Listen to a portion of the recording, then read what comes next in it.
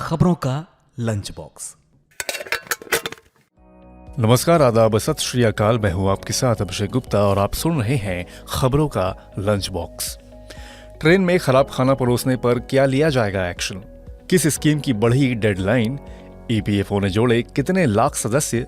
बताएंगे आपको। और इसके अलावा भी होंगी बिजनेस और पर्सनल फाइनेंस से जुड़ी कई और बड़ी खबरें। तो चलिए खोलते हैं खबरों का लंच बॉक्स। तो खोलते हैं लंच बॉक्स का पहला डब्बा।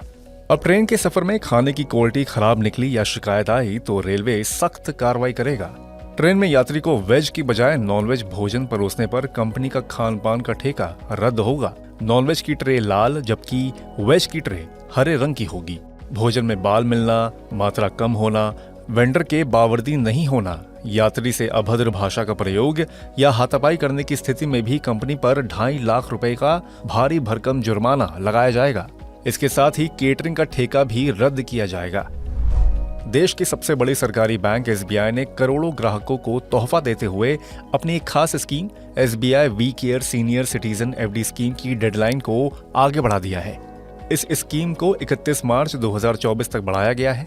इसमें सीनियर सिटीजन को सामान्य एफडी की तुलना में ज्यादा ब्याज मिलता है। इसमें 30 बीपीएस का ब्याज मासिक या क्वार्टरली आधार पर मिलता है। इस योजना को पहले भी कई बार आगे बढ़ाया जा चुका है। ईपीएफओ ने सितंबर महीने में करीब शुद्ध रूप से 17,21,000 सदस्यों को जोड़ा है। ऑर्गेनाइज सेक्टर में नई नौकरियां काफी बढ़ गई हैं। नियमित वेतन पर रखे गए लोगों के बारे में जारी आंकड़ों से इस बारे में जानकारी मिली है। लेबर मिनिस्ट्री ने कहा है कि इस साल अगस्त के मुकाबले सितंबर में शुद्ध रूप से 21,475 नए सदस्य ईपीएफओ से जुड़े। वहीं सालाना आधार पर सितंबर 2022 के मुकाबले इस वर्ष इसी माह में शुद्ध रूप से 38,262 नए सदस्य जुड़े थे। जारी आंकड़ों के अनुसार सितंबर 2023 में कुल 8,92,000 नए सदस्य ईपीएफओ ने जोड़े हैं। खास बात यह है कि नए जुड़े मेंबर्स में सबसे ज्यादा युवा हैं। इस महीने 58.92% जुड़े नए लोग 18 से 25 साल की उम्र के लोग हैं। ऐसे में ये साफ होता है कि देश के युवाओं को ज्यादा से ज्यादा रोजगार मिल रहा है और नए जुड़ने वाले लोग अधिकतर पहली बार नौकरी कर रहे हैं। दूसरे इंपोर्टेड प्रोडक्ट्स की कीमतें बढ़ने की आशंका है।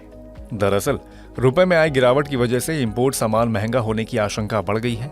सोमवार को प्रति डॉलर रुपए ने 83 रुपए 85 पैसे का निचला स्तर छुआ है, जो कि अब तक का सबसे निचला स्तर है। इस वजह से विदेश में पढ़ाई करना और विदेश घूमना भी पहले के मुकाबले महंगा हो जाएगा। पर्सनल लोन के लिए नियमों को कड़ा करने के आरबीआई के फैसले को मूडीज इन्वेस्टर्स सर्विस ने सही ठहराया है। भारतीय रिजर्व बैंक ने पिछले सप्ताह बैंकों और एनबीएफसीज के लिए असुरक्षित माने जाने वाले पर्सनल लोन, क्रेडिट कार्ड जैसे कर्ज से जुड़े नियम को सख्त कर दिया है। संशोधित मानदंड में रिस्क वेटेज में 25% की वृद्धि की गई है। इस पर मूडीज ने कहा कि पिछले कुछ साल में अनसिक्योर्ड लोन तेजी से बढ़ रहे हैं, जिससे वित्त संस्थानों को अचानक आर्थिक या ब्याज दर के झटके की स्थिति में लोन की लागत में संभावित बढ़ोतरी करनी पड़ती है। मूडीज ने एक बयान में कहा कि आरबीआई का फैसला लोन के लिए सही कदम है, क्योंकि लेंडर्स की नुकसान से निपटने की स्थिति बेहतर करने के लिए उच्च पूंजी आवंटित करने की आवश्यकता होगी।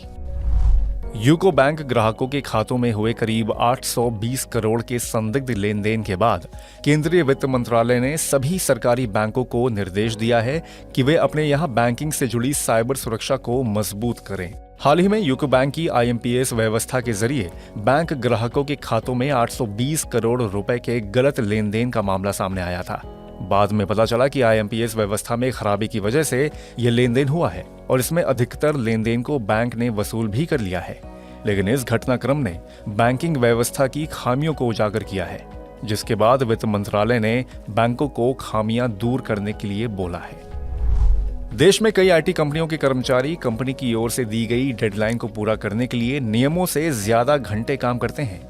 रिपोर्ट के मुताबिक कई आईटी कंपनियों के कर्मचारियों को हफ्ते में 45 से 50 घंटे काम करना पड़ रहा है, जबकि नियम 40 घंटे का है। हाल ही में आईटी कंपनी इन्फोसिस के संस्थापक नारायण मूर्ति ने कहा था कि भारतीयों को हफ्ते में 70 घंटे काम करना चाहिए। उनके इस बयान के बाद आईटी सेक्टर में कामकाज के घंटों को लेकर नई बहस छिड़ गई है। तो इसी के साथ बंद करते हैं खबरों के लंच बॉक्स को। उम्मीद है कि इसमें पेश की गई खबरें आपको पसंद आई होंगी। अगर ऐसा है तो हमें कमेंट करके जरूर बताएं। बाकी बिजनेस, पर्सनल फाइनेंस और कॉरपोरेट जगत से जुड़ी और खबरों के लिए सुनते रहिए रेडियो मनी 9 और डाउनलोड कर लीजिए हमारे मनी 9 ऐप को। हमेशा की तरह मैं हूं आपके साथ अभिषेक गुप्ता। अभी लेता हूं विदा। धन्यवाद। खबरों का लंच बॉक्स।